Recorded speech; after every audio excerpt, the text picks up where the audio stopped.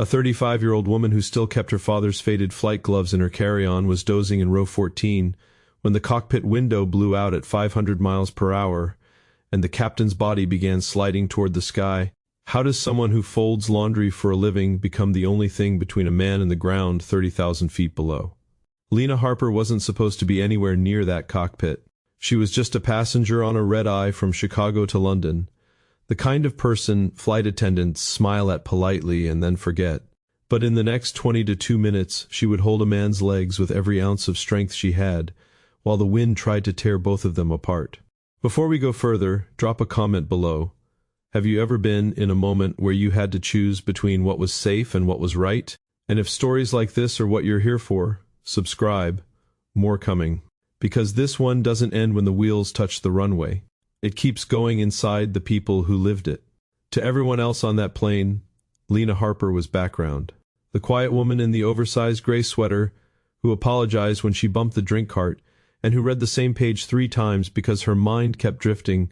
The flight attendants offered her the extra pretzels with the same gentle tone they used for children and elderly passengers.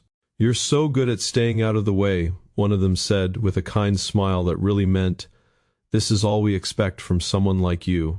In the quiet moments before boarding, she had stood at the gate window watching the mechanics work on the engines, her thumb absently rubbing the cracked leather of her father's old flight gloves tucked inside her bag.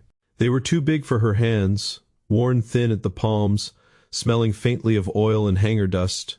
She never wore them. She just carried them, a private ritual no one knew about. Later, settled into her seat, she pulled out her paperback, adjusted the overhead light, and let the low hum of the cabin settle over her like a blanket. On the surface, everything felt calm. Underneath, that familiar unease stirred, the same one that always lived just behind her ribs whenever she was 30,000 feet up. What no one on that plane knew was that Lena Harper could name every major system on a Boeing 777 by heart. Not from books.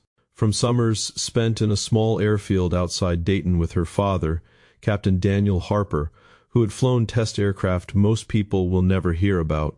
She remembered the smell of hot tarmac and hydraulic fluid, the way her father's voice changed when he was teaching, patient, low, never rushed. She could still see him kneeling beside an open panel, grease on his knuckles, pointing out things most passengers never think about. "Daddy, when will I ever need to know this?" She had asked at 14, bored and sunburned, holding a flashlight for him while he worked on a landing gear actuator. "You'll know," he'd said, wiping his hands on a rag. "And when you do, everything changes." He had made her practice emergency procedures the way other fathers made their kids practice piano. How to recognize the sound of a failing seal. How pressure differentials work. How a body reacts when the air is ripped away. She thought it was just their strange little bond after her mother left. She never imagined it would matter. One memory always returned clearest. The day he handed her those gloves. "These have held on when everything else let go," he told her. "Trust what your hands already know." As the plane reached cruising altitude, Lena felt the first faint vibration through her seat. She dismissed it. Just normal turbulence, she told herself. Everything was fine. It was 2:17 a.m., somewhere over the North Atlantic. The cabin lights were dimmed to a soft amber. Outside, the night was clear and bitterly cold. The kind of high-altitude darkness that makes the stars feel close enough to touch. Inside, the usual night flight rhythm played out. A father in 23 degrees Celsius whispered a story to his sleepy daughter. A businessman in business class typed quietly. The two pilots up front had been chatting casually over the radio with air traffic control, their voices calm and professional. Captain Richard Ellis, 51, steady hands and 28,000 hours. First Officer Monica Ruiz, sharp, respected, still building her long-haul experience. And back in the cabin, the crew moved with the easy efficiency of people who had done this route dozens of times. Lena noticed a small frost pattern forming on the edge of the window beside her and told herself it was normal condensation. She also noticed the way the senior flight attendant kept glancing toward the cockpit door, a little longer than usual, but she pushed the thought away. Just a long night for everyone. Everything felt routine. Everything felt safe. First came the sound, not an explosion, just a sharp metallic crack that Lena felt in her teeth more than heard. A few passengers stirred. Most kept sleeping. Then the pressure drop hit like a fist. Masks tumbled from the ceiling. The cabin filled with that sickening whoosh of air being stolen. People started screaming. Lena was already moving before her brain caught up. She knew what that sound meant. She pushed past the flight attendant trying to calm the rows and headed straight for the cockpit door as the senior crew member fumbled with the emergency access code. The door opened. Chaos poured out. Captain Ellis was half out of his seat, his body being pulled toward the shattered left window where the outer pane had failed at speed. The wind howled like a living thing. Papers, pens, even the co-pilot's headset whipped past Lena's face. First Officer Ruiz was gripping the controls with white knuckles, fighting to keep the plane stable while screaming into the radio. Standard procedure was breaking down in real time. The remaining crew tried to follow protocol, but the physical reality inside that cockpit was something no checklist fully prepares you for. Lena stood in the doorway for 1 heartbeat, 2, stay invisible, or step into the storm. Stay with me here, because what happens in the next few minutes is the part nobody talks about. And once you hear it, you won't forget it. Think about what you would have done in their position. Hold that thought. Then Lena moved.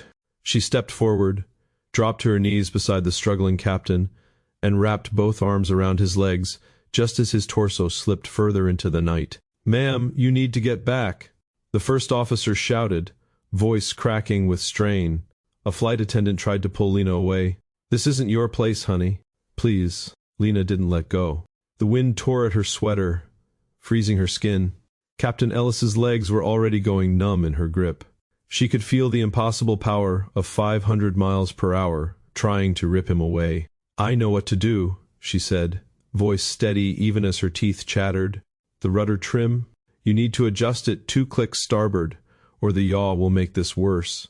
And we cannot slow down too quickly or the pressure differential will tear the rest of the fuselage." The first officer stared at her like she had lost her mind. "How the hell do you—" Lena reached out with one hand, still holding the captain with the other, and tapped a specific gauge. "That reading is lying because of the Venturi effect. Trust me on this." When the first officer's emergency checklist response failed to stabilize the yaw, she demonstrated by calling out exact adjustments only someone who had been inside these systems would know. The skepticism cracked. Captain Ellis, half conscious, managed one word: let her. In that moment, the anchoring gloves came out. Lena had pulled them on without thinking. They looked ridiculous on her small hands, but they gave her the grip she needed. The weight of her father's quiet faith pressed against her palms. She looked at the captain's face, the fear in his eyes, the wedding ring still on his finger, and something shifted in everyone present. They let her stay. Her hands were shaking, her shoulders burned, but her breath stayed controlled, just like her father taught her. The instruments said they still had altitude. Her body said the cold was eating her strength second by second.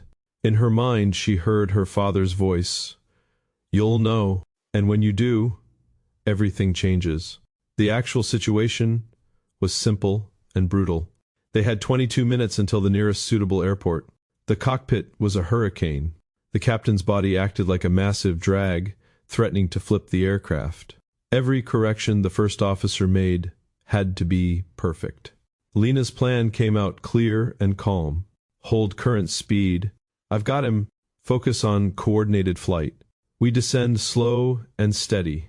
No sudden moves. She adjusted her grip, locking her arms around his thighs, using her own body weight as an anchor against the seat rail. Each time the plane shuddered, she compensated with her legs, reading the vibrations the way her father had taught her to read an aircraft's mood. Then came the crisis within the crisis. A secondary panel near the window began to deform. If it went, the tear would become catastrophic. No training scenario covered this exact combination. Lena looked at First Officer Ruiz and said the most human thing possible in that moment. "My dad used to say, fear makes you stupid. Don't let it. Breathe with me." For 3 seconds, they just breathed together while the wind screamed. Then Lena reached with her free hand, grabbed a loose emergency strap, and with a strength she didn't know she had, helped secure it around the captain's belt in a way that bought them precious stability. It wasn't technical, it was simple, desperate, human. The first officer's voice changed after that. The skeptics in the cabin behind them fell silent as updates came over the intercom. Every second stretched. Lena's arms screamed. The captain's weight shifted slightly as he lost consciousness. She whispered to him, "I've got you. Stay with me, Richard. Your kids need their dad." The prophetic line came back to her as the runway lights appeared in the distance. "You'll know. And when you do, everything changes." They landed heavy, not perfectly. The plane veered slightly on touchdown. One engine warning light stayed on, but they were down. Silence filled the cockpit before anyone spoke. Just the sound of metal cooling, wind dying, and 22 minutes of held breath finally being released. Lena's body betrayed her the moment the plane stopped. Her legs gave out. She sat on the cockpit floor shaking uncontrollably, an unexpected sob laugh escaping her throat. The gloves were torn, her hands raw and bleeding in places. The first officer turned to her, eyes wet. "I don't know who you are, but thank you." Captain Ellis, barely conscious as paramedics reached him, managed to squeeze her hand once. That was enough. Passengers later described the quiet gratitude that moved through the cabin like a wave. A little girl in row 23 drew a picture of the brave lady and gave it to her. The airline's official response was professional, but the captain's wife, who met them at the gate, simply hugged Lena for a long time without saying anything. Weeks later, Lena met her father's old friend, a retired instructor who had flown with him, at the small airfield back home. They stood in the same hangar where she once held flashlights. No big speeches, just a nod, and the quiet understanding that some things are passed down so they can be passed on again. She pulled out the gloves one last time. They weren't just her father's anymore. They were proof that ordinary hands can do impossible things when it matters. For one moment she stood alone on the tarmac before the world rushed back in, the wind gentle now, almost grateful. Months later, Lena was back at her bookstore, stacking shelves, smiling politely at customers who had no idea. The world looked the same, but she moved through it differently. Recognition felt strange, like wearing clothes that no longer fit quite right. She visited the airfield again. The mentor figure, her father's old friend, sat with her on the same bench. After a long silence, he said, "Your dad always believed courage isn't something you have. It's something that finds you when the plane needs you." He didn't give her easy answers. He never did. Was she ready for that moment? Or did the moment make her ready? Leave your answer below. I genuinely read every comment. If this story moved you, I have more where this came from. Subscribe so you don't miss the next one. And leave a comment telling me which moment stayed with you. I genuinely want to know. She still carries those gloves. And sometimes, when the wind picks up just right, she can still feel the weight of a man's life in her hands, and the quiet knowledge that everything can change in 22 minutes.